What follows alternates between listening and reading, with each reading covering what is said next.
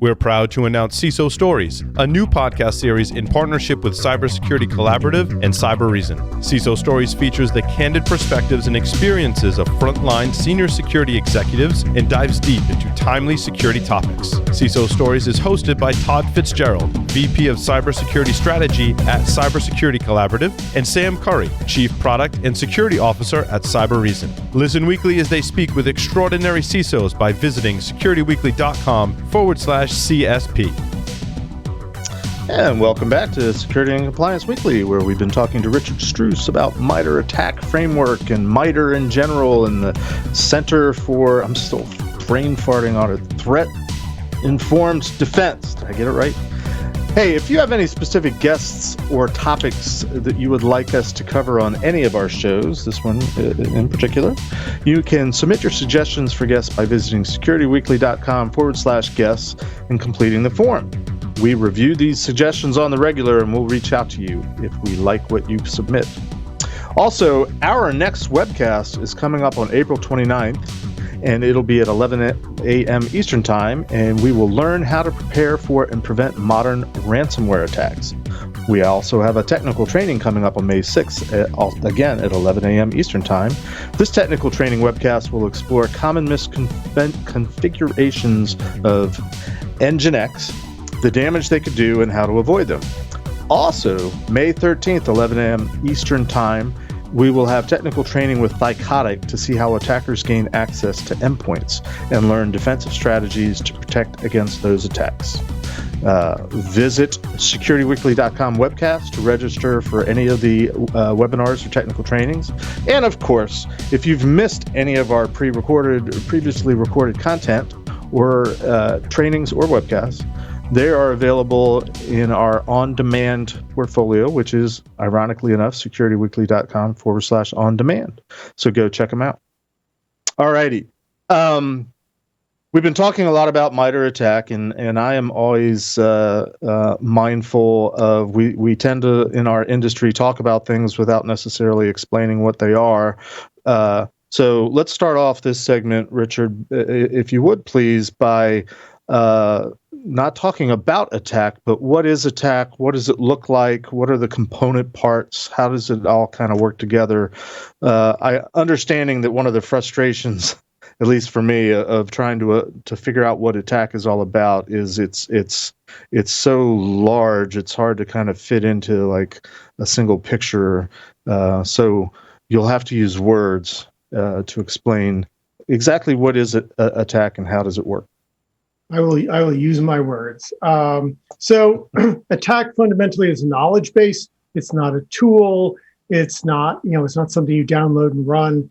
Attack is a curated knowledge base of adversary behavior. So it's documenting things adversaries have been reported to do to attack systems. So fundamentally, I think understanding that's critically important, because I think that starts to give you some of the boundaries around it. So it has to be reported in the wild. It has to be something that we can footnote and say, or we have enough credible evidence from multiple sources to say, this is a legitimate thing that has been done by adversaries.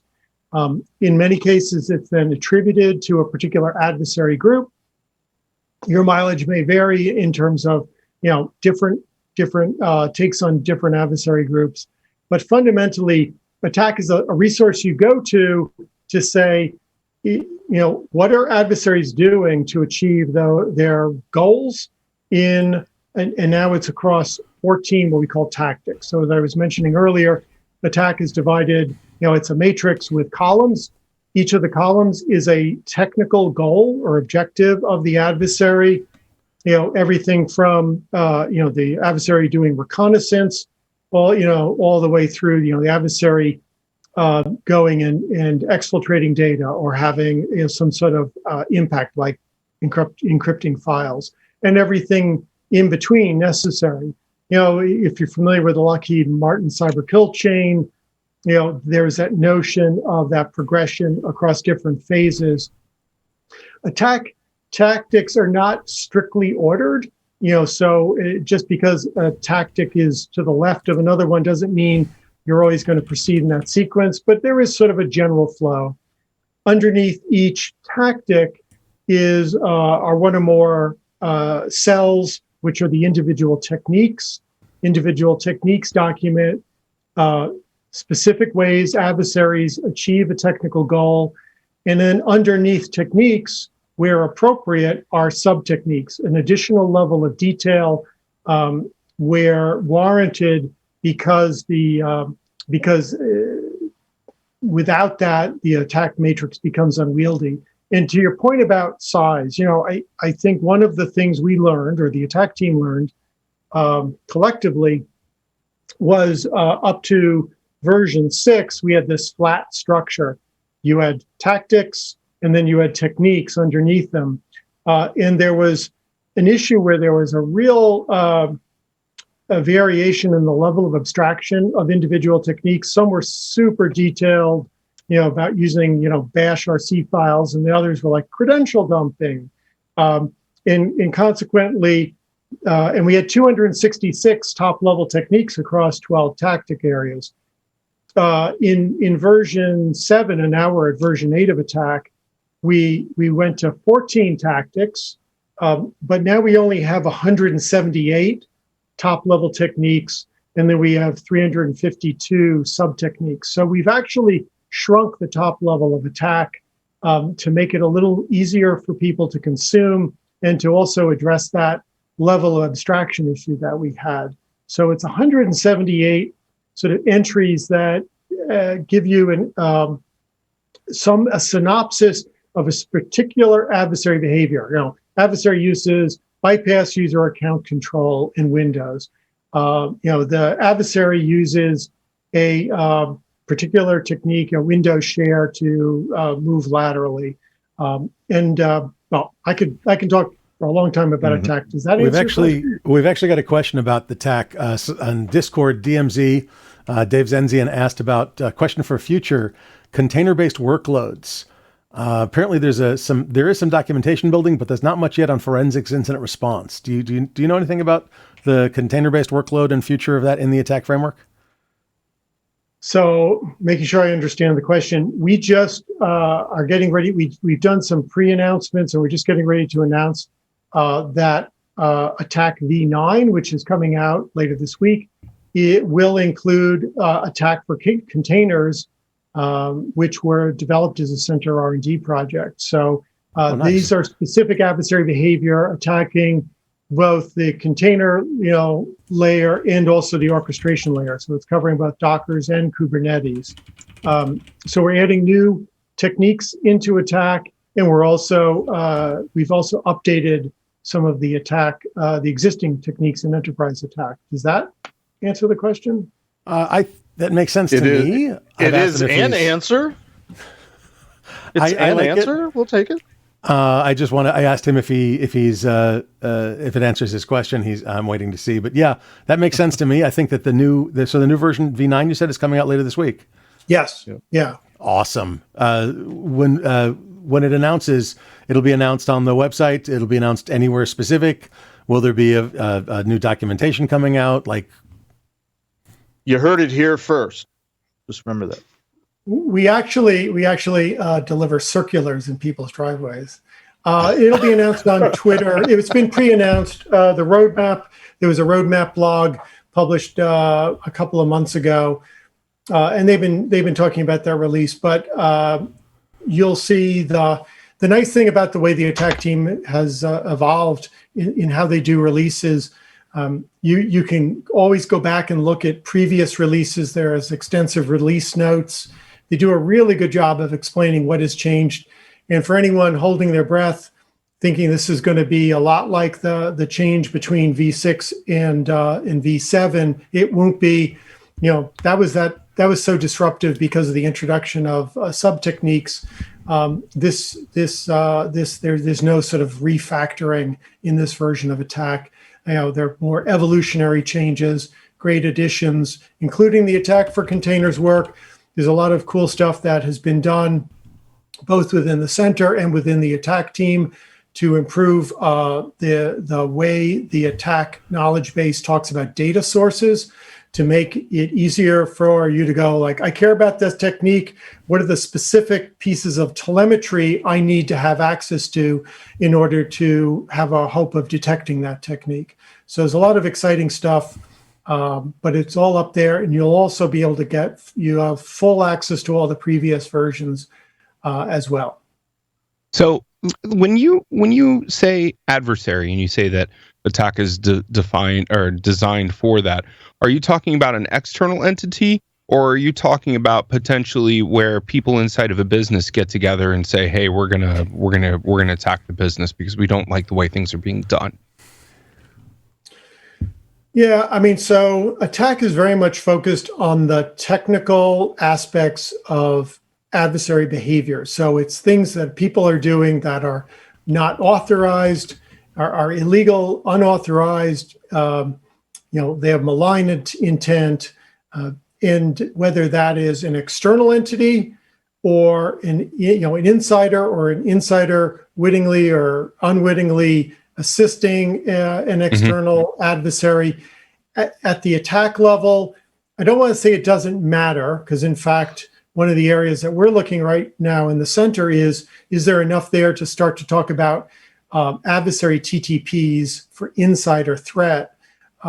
But if we put that aside for a second, I think it's generally applicable to both, but understanding that insiders have fundamentally different access, but you also in some ways have a greater ability to legally monitor employees of your organization or users of a system. So it's a balancing act, I think. Right. Okay. And then the next question that I have, Johnny, do you have number 3 queued up? When talking about the attack framework, you were saying that there's 14 and that there's going to be a couple more, correct? I think we actually have a graphic for those that are watching the broadcast, but we're just waiting for Johnny. Whenever Johnny gets to it, number 3. Okay, We're getting it there. So while Johnny's getting everything up, the matrix that we have deals with initial access, execution, persistence. No, that's the sliding scale. Number 3 is the one above that. 3. Yeah, it's the one above it. Initial access, execution, persistence, privilege escalation as some of the top level domains, and then it drops down into the different groups. How did you come up with that categorization and then the eventual subcategorization? Yeah, well, that's the magic of the attack team. They have done a great job for years now in not only in doing that work, but they also document that work. There's what they call the philosophy paper that's available on the attack website that really describes the thought process that went into attack and that goes into attack on a regular basis. The thinking is, and this is not something that has a right and a wrong answer. It's subjective, but I think they've done a really great job, is to figure out how to characterize different kinds of information and put it into buckets. And that's what the tactics are. I said there had been 12 and now there are 14. There used to be something called pre-attack, which was a separate matrix, which was really focused on left of initial access. So all the things that adversaries might do outside of your environment before they actually start to knock on the front door, or with the intention of coming in, whether it was reconnaissance or resource development, or creating of fake personas or staging tools, development of tools. With the advent of the current version or that big refactor change, what the attack team did was it took 2 of the tactics from pre-attack and merged them into the core enterprise attack matrix, and those were reconnaissance and resource development, because those were the 2 that were actually observable and sort of meaningful to most of your commercial and otherwise cybersecurity defenders.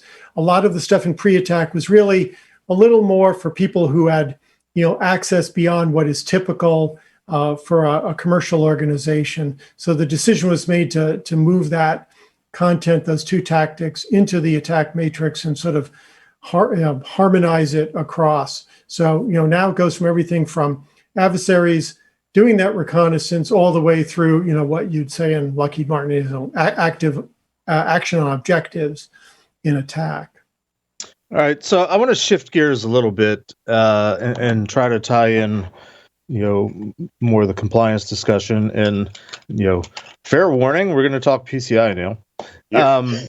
When I first got a real deep dive into MITRE ATT&CK, it was when Katie Nichols, who used to work at MITRE's, came on Paul's Security Weekly, which I want to say was back end of 2019. We'll get the actual segment number and put it up in the show notes. But my initial thought, the first time I really got a good look at MITRE ATT&CK, just from my perspective, was twofold. One is, okay, what do you do about it? All these attacks happen. Are they preventable? What do you do to either prevent them or to minimize the impact of them, or what we like to say, mitigate? And I'll let you talk about the mitigations in a second. But I also looked at it from sort of the PCI lens of, I had this little thought to myself, I wonder how much of what the framework calls mitigations are actually already covered by the PCI data security standard.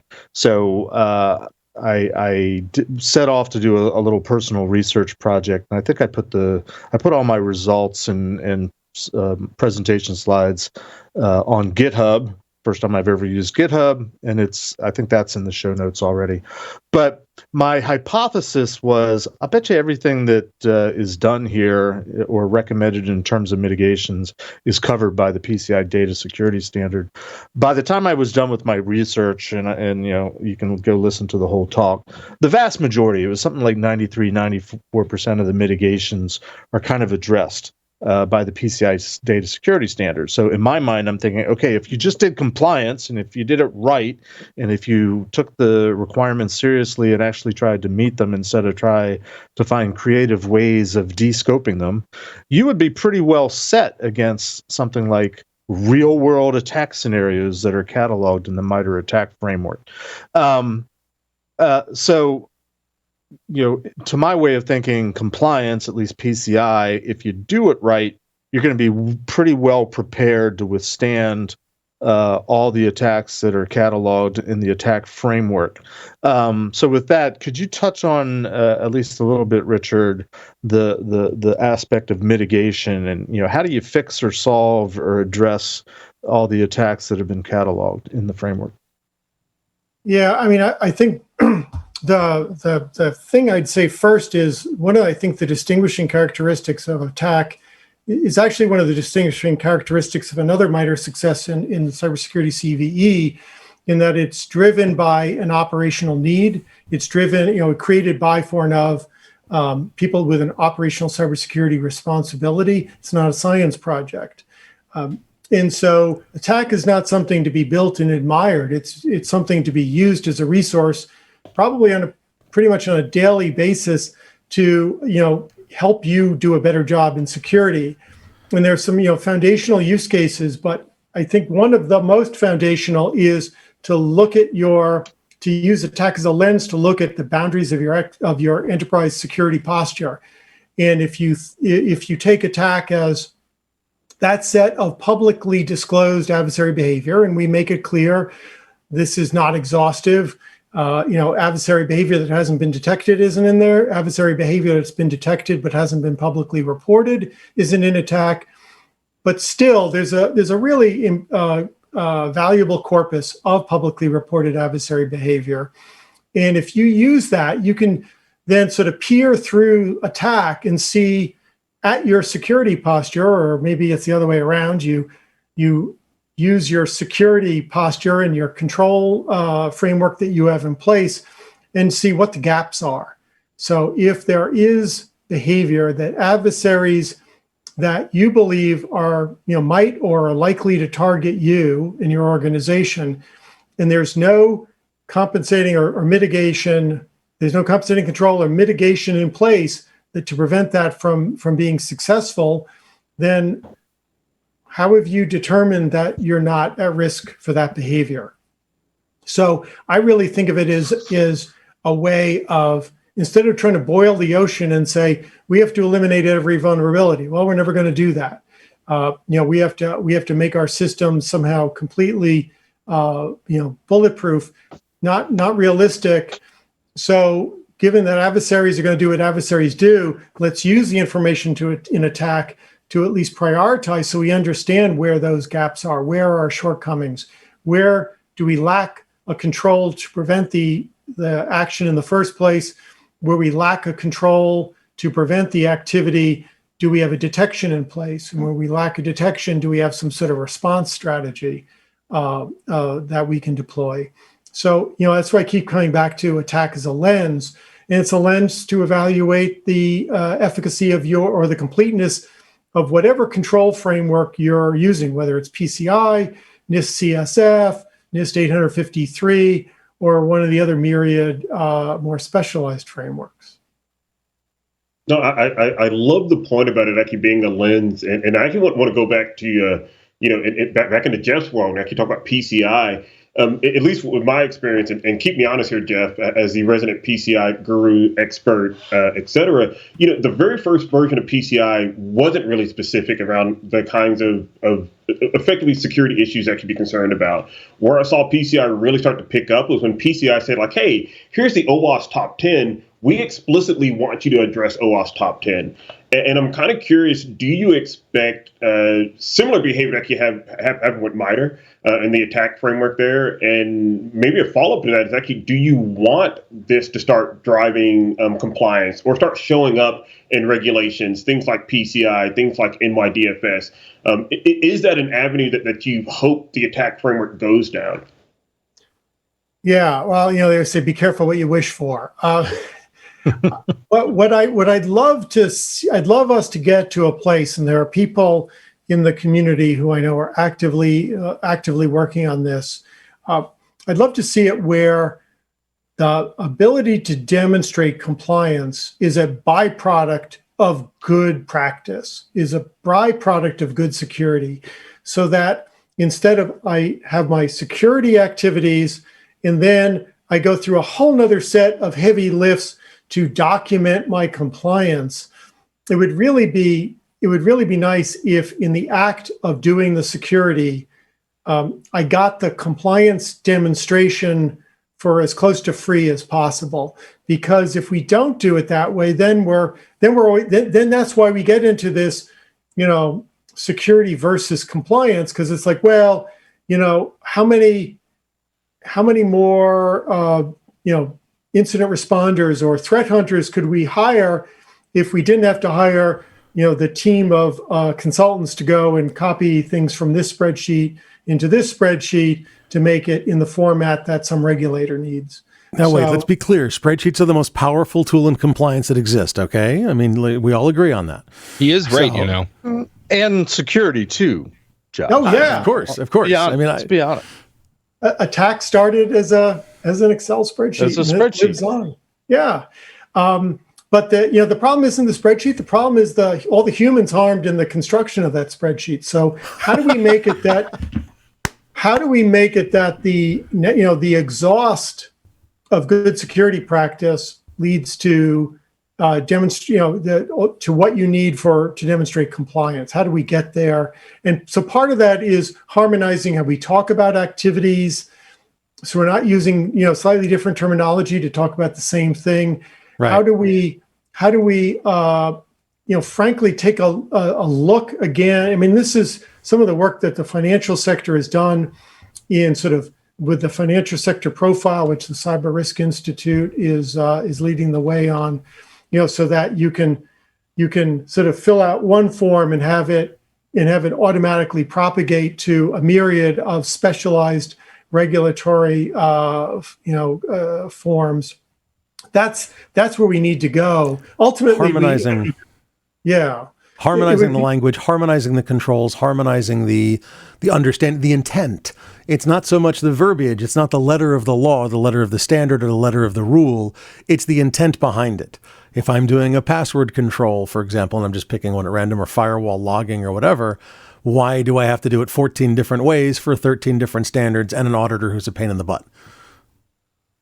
And so what ATT&CK will help you do is say, all right, so what is it that the adversaries are doing and therefore what is the control that we would want to have in place that actually addresses the highest priority adversary behavior that we care about? So I think it helps inject, a purpose instead of it just like, well, you should write down this and you should change this and you should do these 5 things because in theory they sound like good ideas. Just like, for how many years did people rotate passwords every 90 days because someone at one point had decided that was a good idea? The sense of having how we're actually being attacked, driving our responses is, I think, really important. Not to say that we just are always in a reactive mode, but if you're evaluating, should I implement this control or that control? At least, the adversary should have a vote in that, right? They should have some say. And in that sense, to be able to say, oh, well, that other control does nothing for this thing that we know we've been popped with 5 times. That's something to take into account. So you've actually. Oh, go ahead, Flea. Oh, no, I was actually kind of curious. The attack framework has so much potential and so many uses, and I'm actually kind of curious. How do you? What would you like to not see people use it for? Like, how should it not be leveraged? It is not edible, so please, and it's not a toy. It's not a toy, so kids stay away from it.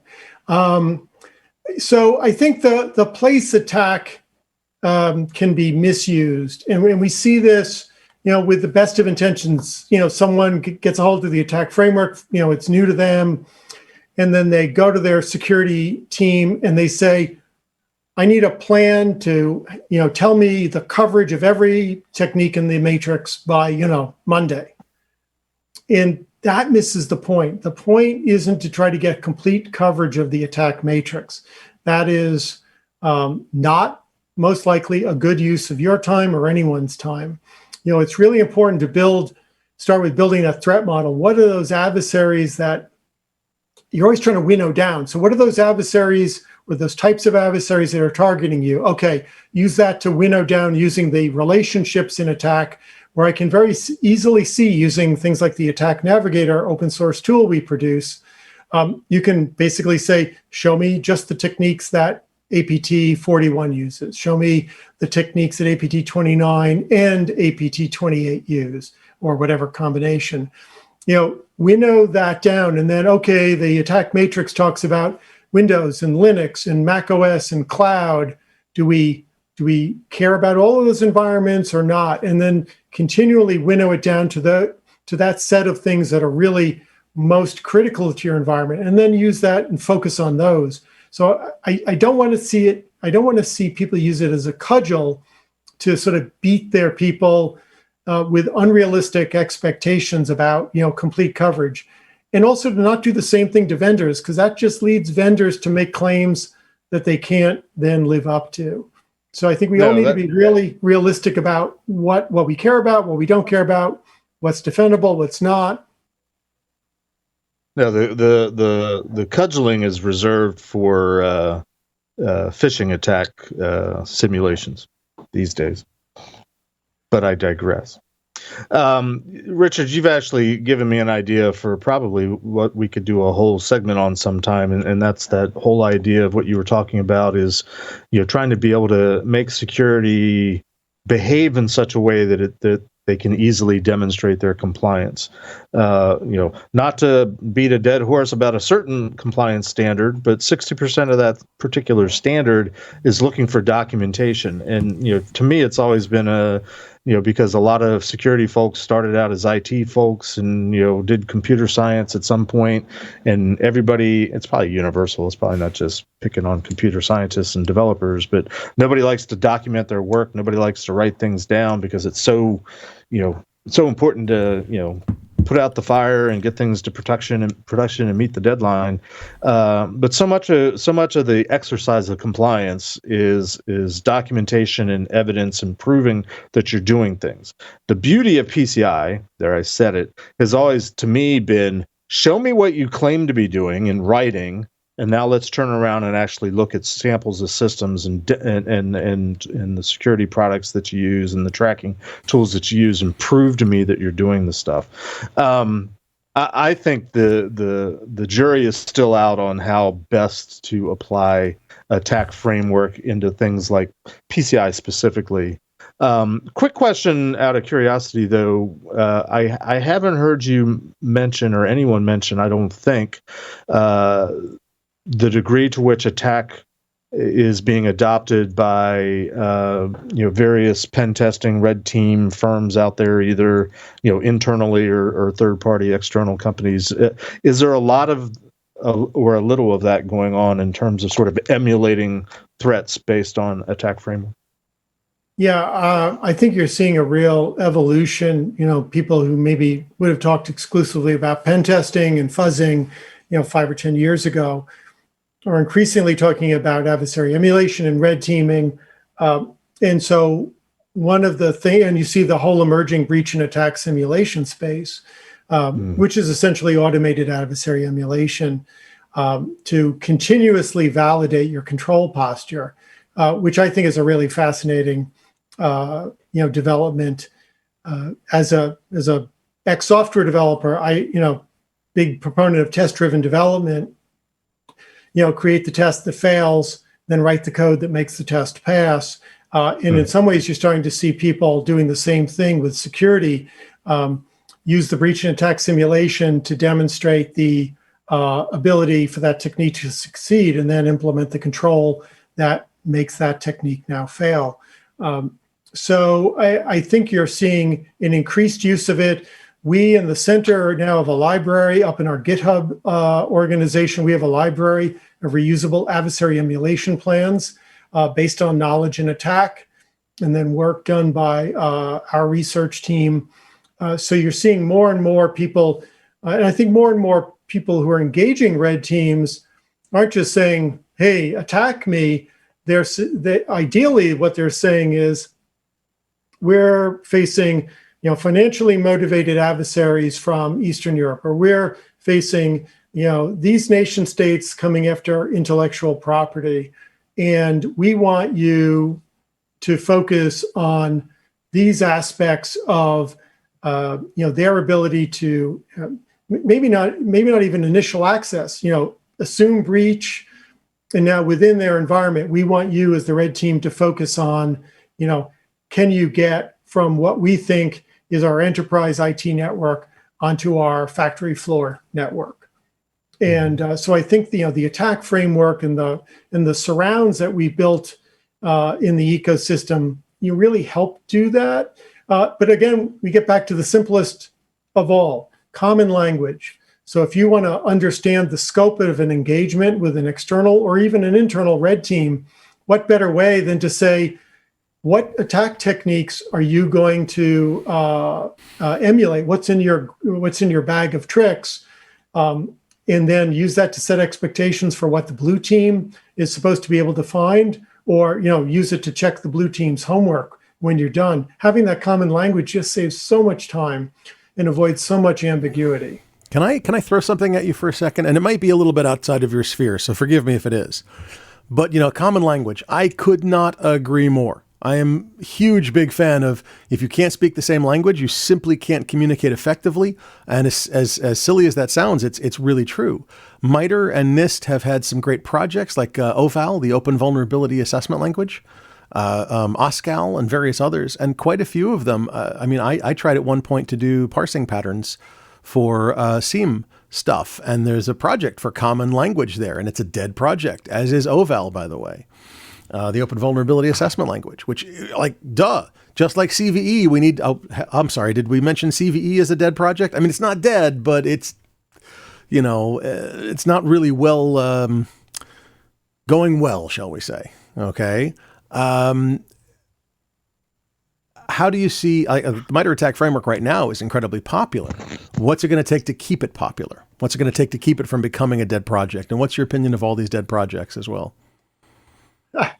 Well, I would say it's you gave me a lot to work with there. Sorry, I'm not trying to attack you. No. This is important. It is. He's trying to MITRE you. So CVE is very much alive and well. It has been sponsored by the Department of Homeland Security and operated by MITRE, I think for over a decade now. At one point, when I was at DHS, I was the lead overseeing the CVE work. But CVE, the MITRE team in particular is recognized, along with the DHS team, have recognized the need for CVE to evolve. And so over the last few years, you've seen the creation of this sort of more of a federated model for CVE. So it's not MITRE doing all the work. And I think you're going to see that continue. MITRE continues to be the, I think the driving force behind CVE on behalf of DHS. But, if CVE went away tomorrow, the cybersecurity, much of the cybersecurity landscape would come to a complete halt. So with respect to OVAL and some of the other things, my co-founder John Baker in the center was the lead for OVAL for a number of years. I think that's still out there and in some use. But what you're really getting to is, what is the sustainability model for these really incredible, exactly, almost like public utilities? So for CVE, that sustainability model has been federal government support. Right. For better or worse, it's gotten us to where we are here today. One of the really important parts of what we're doing in MITRE Engenuity and in the center is to ensure that attack is sustainable without depending upon, we don't take government money for any of it, and we won't. But how do we create an environment that, 5 years from now, 10 years from now, if the community continues to find value in attack, and I believe they will, that attack is not only alive and well, but it's growing and evolving in a way that's responsive to the evolving landscape. And so, it's easier said than done, but, that's why I've been so pleased in the center. We have all these private sector organizations that are not just contributing good ideas, they're also contributing dollars, real resources that are allowing us to go and do the kinds of things I've been talking about, whether it's the container techniques or the sightings ecosystem, or a project which I think will be near and dear to many of your listeners' hearts in compliance is our mapping. We did a comprehensive mapping of all the controls in NIST 853 that were applicable to every technique in MITRE ATT&CK. That's over 6,300 individual mappings that are available up on our GitHub site, run through the lens of the 42 attack mitigations. So attack also in that knowledge base defines 42 unique mitigations.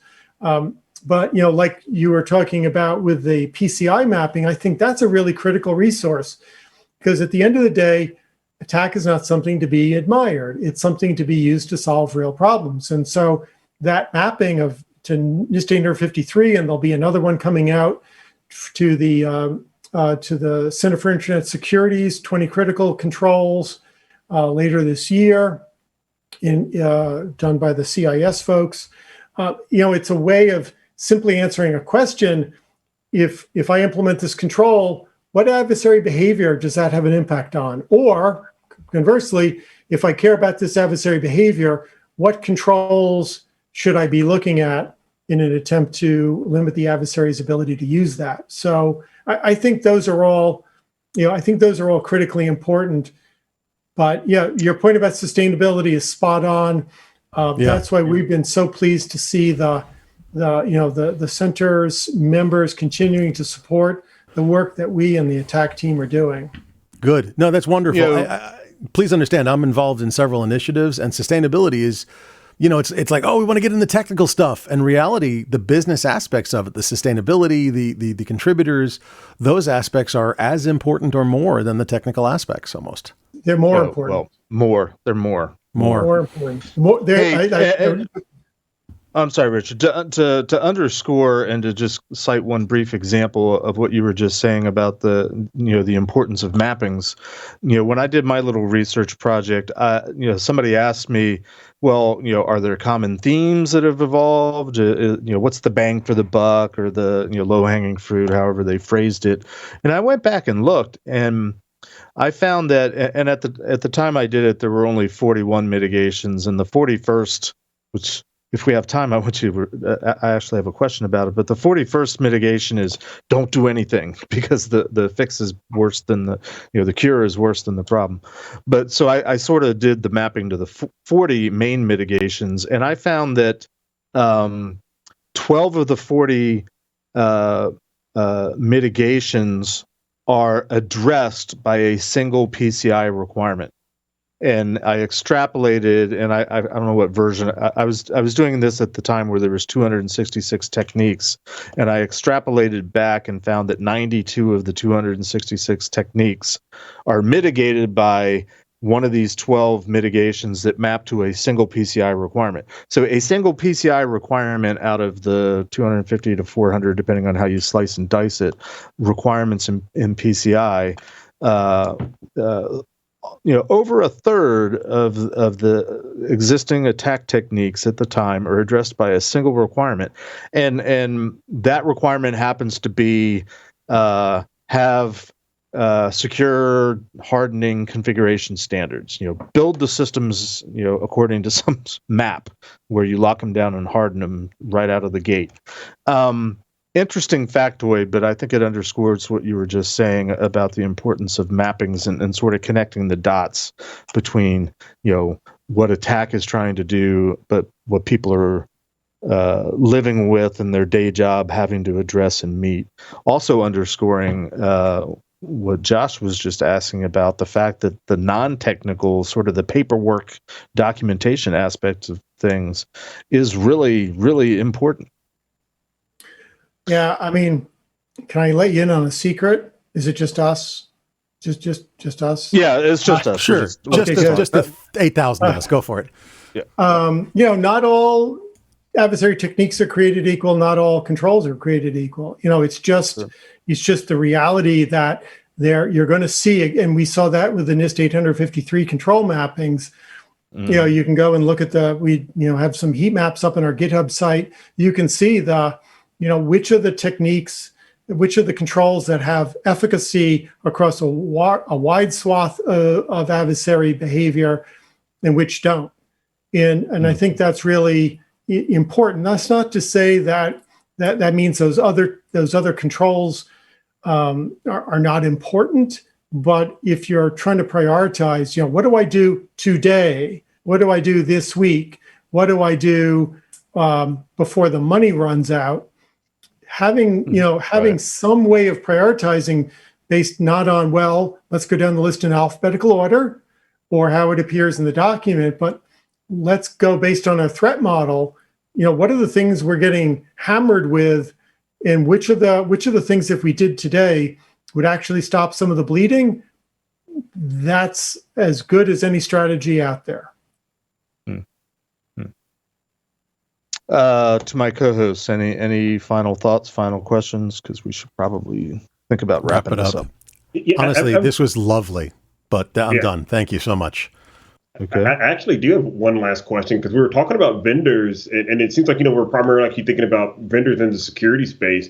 I'm actually kind of curious, are we seeing vendors, in particular, vendors that actually provide these platforms, like, Microsoft building Windows, AWS, the cloud infrastructure, are we seeing any of them also change things? And do we want them to change things based on things we're actually seeing inside the MITRE attack framework? Well, I think the first thing, whether it's change it, I think it's the mapping and the identifying and the communicating in a common language. And it doesn't necessarily have to be attack for all things, But in the specific case of threat-informed defense, I think ATT&CK is probably the right place. Just that move to say, we're going to start talking about and labeling, for example, security events, labeling them where they can with the relevant attack techniques, just saves people so much time.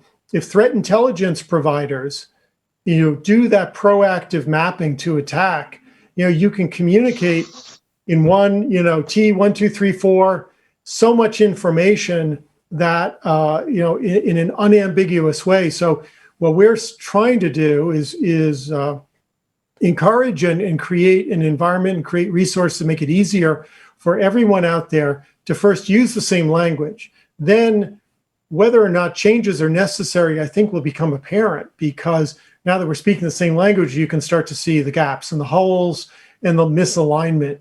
Until you have that common language, how do you differentiate a gap from we must be talking about the same thing, but we just are using different words. So I think that's really critical. But we are seeing, one of the projects we're working on right now, we'll be releasing very soon, is a mapping that we've done as a center project, all of the native Azure security controls mapped to the attack techniques that they have an impact on. And that project has been so popular and successful within the center. We're now kicking off a companion project to do the same thing for AWS. So what I want to do is see an information landscape just replete with easy to consume resources that are using standardized language. I don't want to say standards, because that, then that invokes the sense of standards bodies and formal, and formality. But if the average defender can go out and quickly acquire resources that all relate to common language, using a common language that they can use to sort of as building blocks, I think that becomes really important to say, okay, I care about these adversaries. I have these PCI controls in place. That eliminates all these. I still have 14 techniques I care about. I'm on Azure or AWS. I've knocked out 7 of those with these capabilities. I have 7 left. I have 3 which I can eliminate by a slight re-architecting of the network. I have 4 left. Okay, let's focus our resources on how we're going to protect or at least detect those 4 remaining techniques. So that is a mindset, I'd like to encourage, and that's a reality we're trying to create in the Center for Threat-Informed Defense, to have that information-rich landscape with all those piece parts sitting there, whether people individually pick them up or the technology community and the vendor community pick up those piece parts and make it easier to consume, or we do some work to make it easier for people to pick up and consume. The important thing is that those resources are out there and people are aware of them and start to use them. Because if we don't do that, we are always going to be, playing this losing game with the adversary. And from my perspective, we have enough smart people, we have enough, good technology, we have enough motivation. We just need to work much more effectively at changing the game on the adversaries. All right. So, Richard, I will let you have a moment. You've sort of done it already, I think, at least in part. But just any final thoughts? Parting words of wisdom for us. The floor is yours. Yeah, I think I just go back to, and first of all, thanks for the opportunity. Really, I've enjoyed it. I think I go back to your hot seat question. Security or compliance, and the answer is yes. I think I would just implore people, let's not waste a second on sort of artificial battles. Let's sort of rededicate ourselves to how we can work together and find ways that we can collaborate. How can we focus on the important stuff? Every time we argue over terminology, adversaries laugh at us. Every time we argue if it's this or that, adversaries win. Every time we get into these sort of holy wars in our community, the adversary sits back and just takes it all in. we have big problems we need to address, but I believe we can address them, but we have to start doing things differently. That's why, I created the Center for Threat-Informed Defense, because I saw technology collaboration was broken. And I think in our way, we're doing something to actually fix that. Figure out what's broken in your part of the world and have the courage and determination to try to fix it. And don't take, oh, that's going to be hard to do, or someone must have tried that already as a reason not to do it. What I've seen in my experience is that, too often we limit ourselves. And so we as a community, I think we should just sort of, redouble our effort and redouble our commitment to working together to not accept losing this game as an acceptable outcome. That's just not acceptable. And it's not just a cybersecurity problem. There's a supply chain problem. There's a fundamental technology problem. But we have to stop accepting the status quo as acceptable. And when we do that, and we get angry or we get determined, then the next step is doing something constructive to actually make a difference. So whether you're in compliance or in security, if you're in compliance, figure out a way to work with the security people so that the byproduct of their efforts is an input to yours in a way that doesn't have to be redone. And vice versa, challenge your security people to help you on compliance. But ultimately, if we do not hang together, we shall hang separately, I believe is what Abraham Lincoln said. So let's try to figure out a way to work together. I think it was one of the founding fathers who said that, but not Abraham Lincoln. But somebody will Google it and set it straight. Someone will. Richard, thank you so much for your time today and coming on and talking MITRE ATT&CK framework. I feel like I should invite Adam Pennington on to talk about the Center for Threat-Informed Defense sometime in the future. That would be fun. Benjamin Franklin, actually. Yeah, I thought it was Benjamin Franklin. But thank you for the Google setting us straightness. That's going to wrap us today for Security and Compliance Weekly, MITRE ATT&CK Framework. Richard, again, thank you very much for joining us today and enlightening us. It was a very enjoyable discussion that's already got me thinking about a couple more topics for us to discuss on future episodes. So appreciate it very much. Thank you. Thank you. All right, take care, everyone. Go out and enjoy the warm spring weather.